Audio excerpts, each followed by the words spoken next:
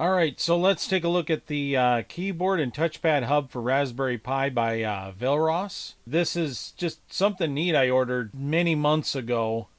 And I thought this was neat because I had created a keyboard case for a Raspberry Pi or a mini ITX, that type of thing. And this kind of takes it one step further. It's more integrated. It's than mine was. And so I wanted to try it out. I wanted to see if I could make a Raspberry Pi 4 computer with this. And so let's get into it. I've got a Raspberry Pi 4. I don't know what all this came with, so we're going to find out. So yeah, it does have some things. It's got a fan. It's got some screws and a screwdriver. We'll open that up here in a second. Let's go ahead and pull this out.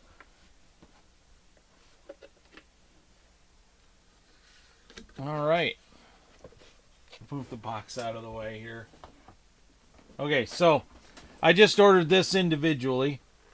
Right now, as of this video, I think you can only order this as a kit. With a Raspberry Pi and a bunch of other accessories. But yeah, this is a wireless keyboard and touchpad. Looks like it uses 2 AAA batteries, so this is the wireless receiver. I don't know. It would have been nice to have a wired option, but wireless is okay too. It's not going to go very far.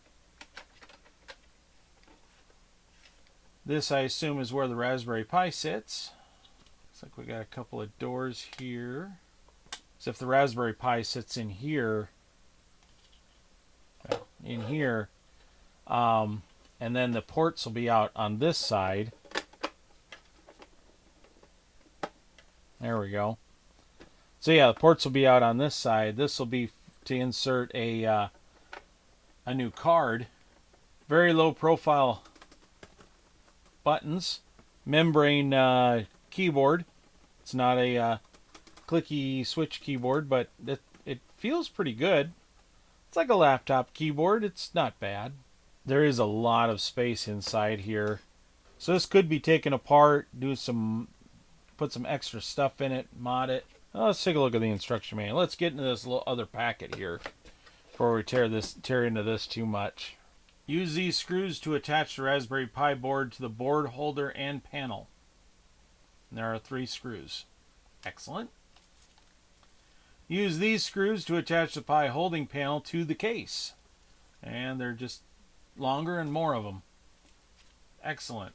Vilros.com. I should mention too that this is not a paid sponsorship or anything. This is just something I ordered. I thought it was neat. Figured I'd show you guys. Might be interested in it. And nothing I do on this channel is paid advertisement. If they make a good product, I show it on my channel. That's simple as that. Connect the fan to your Pi by connecting the black connector cable pin number 14 and connecting red cable to pin number 1. Okay, well, that's simple enough. It's a user manual for this, for the keyboard. There's a power switch. I did not see a power switch. I don't see a power switch. Oh, there it is. That's what that little panel's for. It's right inside here. I don't know. Boy, I don't know if you can. That is not going to be something I can film. Maybe you can just see it. There you go.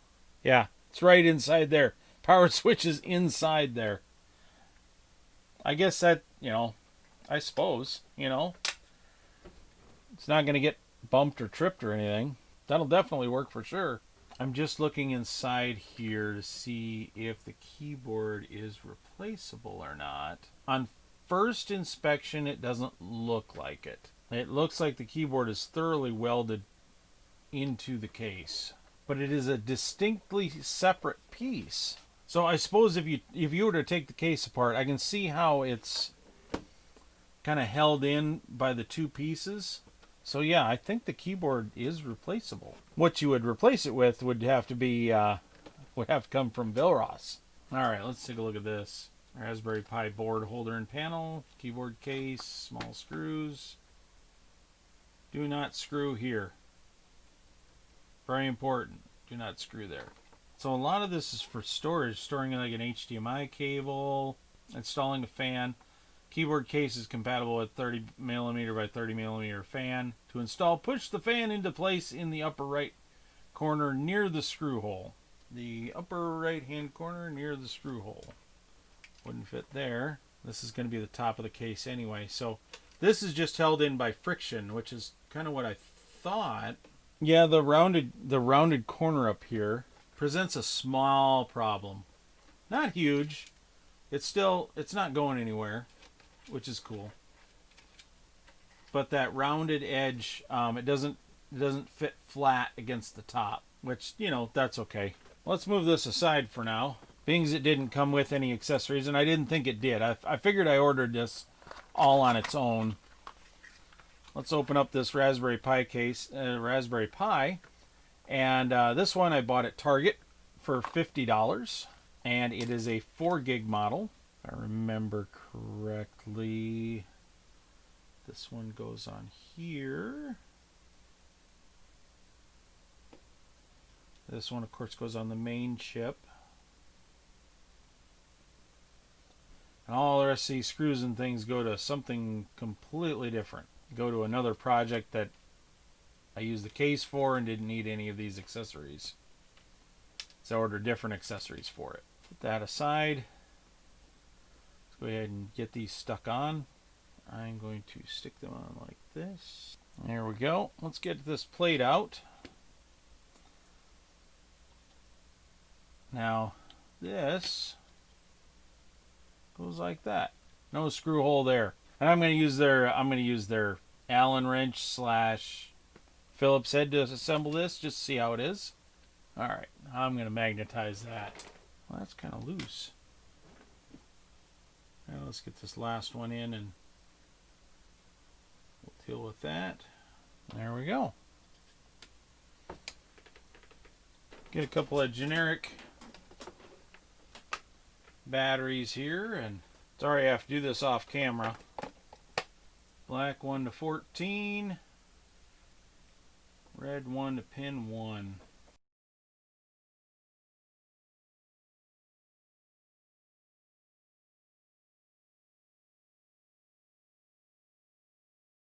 There we go. Something was getting in the way of that for a second. Now, doing it with this Allen wrench is definitely doable, but boy, is it super annoying.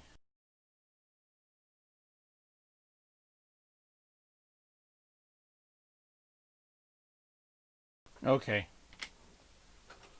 It's starting to get super annoying. It's doable with that little screwdriver, and I'm glad it's included, but wow. The lesson in patience right there. And it's almost midnight here, and I don't have much patience.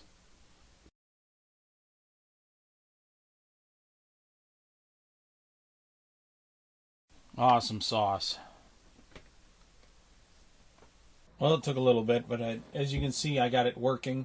So yeah, the keyboard case is performing admirably. Not really having any problems now. It's a little issue with the Raspbian OS and not being configured quite the way it should be. As you can see, it's running at 640 by 480. May still have to do some more configuring yet, but other than that, this is a neat little case, neat little project. Not exactly sure what I'm going to use it for just yet. I got the fan working. I don't know why it's not connecting to my network, but I don't really care right now. Skip that later. Okay, definitely working, definitely getting around in it. Not really having any issues. Touchpad is it's a touchpad. Nothing special about it, but it's nice to have everything kind of integrated here. I can see this being kind of like a distraction-free computer. Yeah. The one thing that's really annoying about what they've started doing So you have to press the function key in order to use the F keys up at the top. All the keys by default are media buttons. You can turn the touchpad on and off.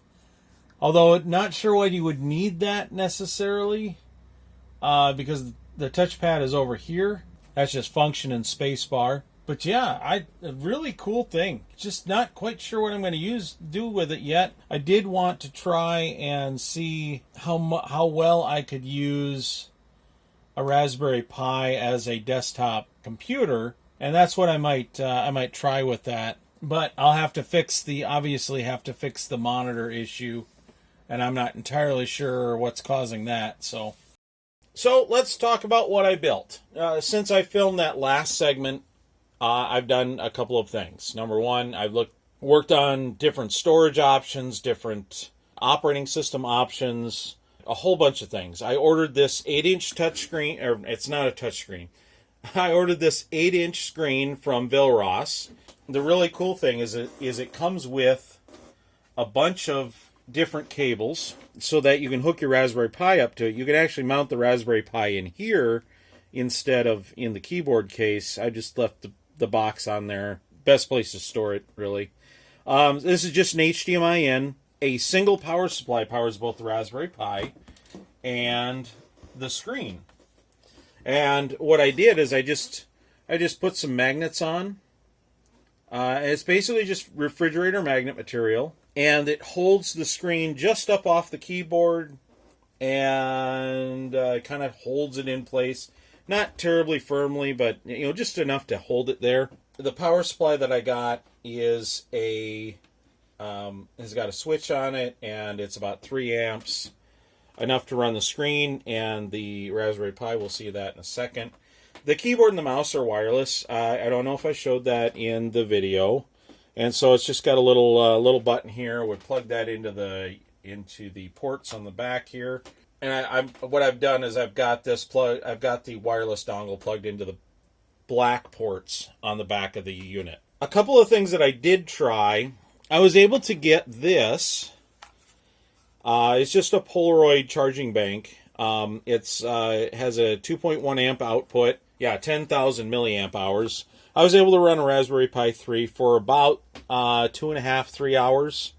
Longtime viewers of the channel I might remember that little experiment when I was doing the keyboard cases. It worked pretty well, except when you charge the battery, it'll actually, if you plug in the charger while you have something running, it actually cuts the charger off. So I just went ahead and I went, we'll forget about that. So when this came in and it had the power supply for both the monitor and the keyboard, I went, well, you know what, that's good enough. So I'm going to go ahead and let's get this fired up here so you can kind of see what it looks like. You'll be able to see what I intended it for. The screen issue that I mentioned in the video earlier is a problem with the monitor. So the bench monitors that I've got, and they're off camera right now, but I've got 2 bench monitors. They're just Element TVs, so they've got a bunch of different inputs. And the issue was they didn't recognize the HDMI signal that this was putting out. So super strong password there. And as you can see, I'm running Manjaro on it.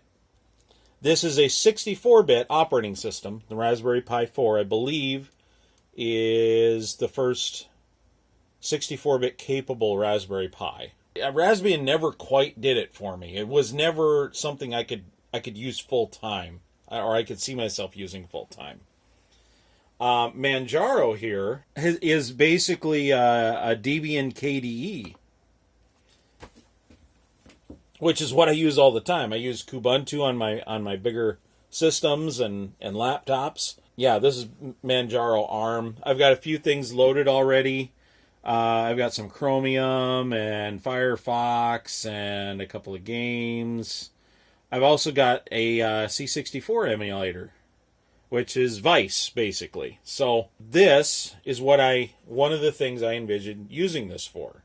I was going to use this as a Commodore 64 emulator, kind of like An SX64, portable Commodore, you do some programming on it. Here's the problem with this keyboard. In order to do programming and get some of the special characters, I need more than just the arrow keys. Now, I could do a custom map, keyboard map for this specifically, just to have enough keys to be able to type out what I want to program.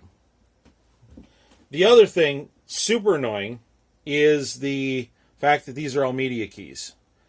So if I do F12, then I can bring up the Vice menu here. Quit emulator. But I have to do function F12 all the time. There is a function lock that I can do. But when I do that, the keyboard kind of goes funny on this. The bottom line is, without an insert key, without some of the other keys, I can make this work for what I want to use it for, and with the tiny little screen, and it's super portable, and it's super fast. It is actually super fast. So let's go ahead. I'm going to bring up Chrome here real quick, or Chromium. There is no Chrome on a Raspberry Pi. Google might want to get on that. Yeah, it's super fast. Raspberry Pi 3, not even close. Didn't even touch this. It would take forever. Everything was a lesson in patience. Everything was a lesson in frustration. Everything was, yeah. When you put and Raspbian, even in 640 by 480, it's a 32-bit operating system, and so it was an improvement in speed over the Raspberry Pi 3, not a huge one. Once you put a 64-bit operating system onto your Raspberry Pi 4, oh my goodness, it is just so much better. So much better. I would use this as a desktop.